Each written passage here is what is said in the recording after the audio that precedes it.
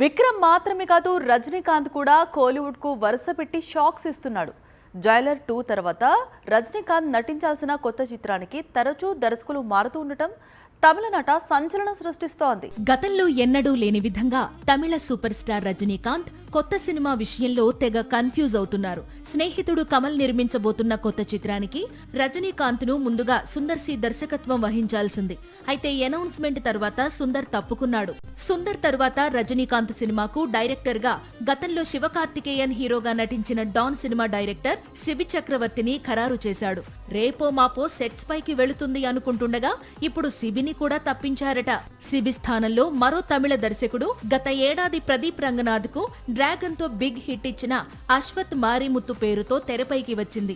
నిజానికి గతంలోనే అశ్వత్ మారిముత్తు కథకు రజనీకాంత్ కనెక్ట్ అయినా డేట్స్ లాక్ చేయలేకపోయాడు.